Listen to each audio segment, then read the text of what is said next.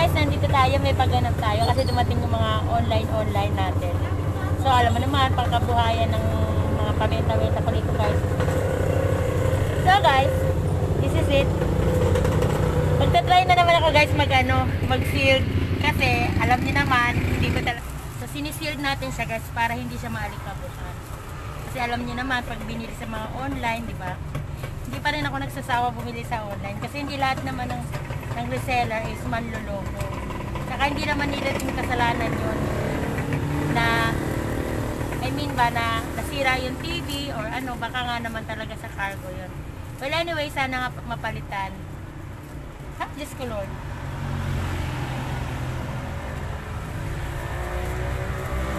So guys, alam mo guys, binibenta ko na ng mura lang kasi mura ko lang naman ito binili. May mabenta lang ako guys. Ganun yung tindera.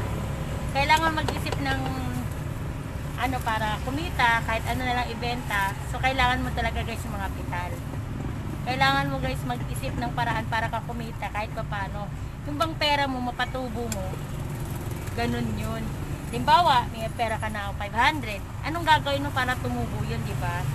Para may income ka na hindi masasabi na ang tawag nito na doon lang nag-i-stay yung pera mo. Kasi maganda talaga guys yung meron kang negosyo. Yung hindi lang ka sa sweldo umaasa. Well anyway, maganda din naman kung may negosyo ka na, may trabaho ka pa. Kung bang may monthly ka na, may daily ka pa. Ibang klase ano. Bihira na yung ganun.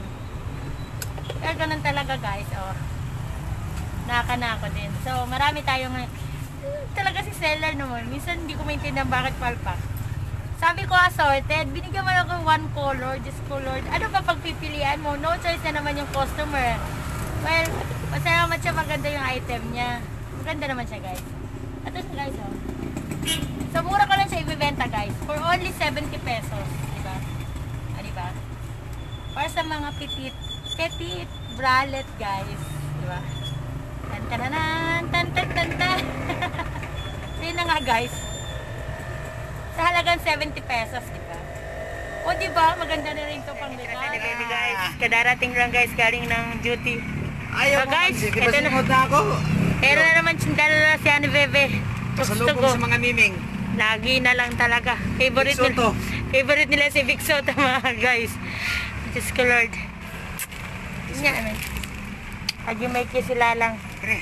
Unboxing na naman niya. Yan na alam nyo guys, hinihintay ko sa Ani Bebe basta unboxing eh. Kasi talaga naman. Unboxing na ito. Uy, yan lang. So guys, ayan, in-unbox na ni Ani Bebe. Tingnan natin kung magagandahan ba siya. Saan mo lagi kayo na eh? Kami naman ito lang. Siyempre. Wow. Ay, ito na. Dumating na lang. Ay, wala pa. Ano pa lang yan? Ano pa, sample pa lang yan.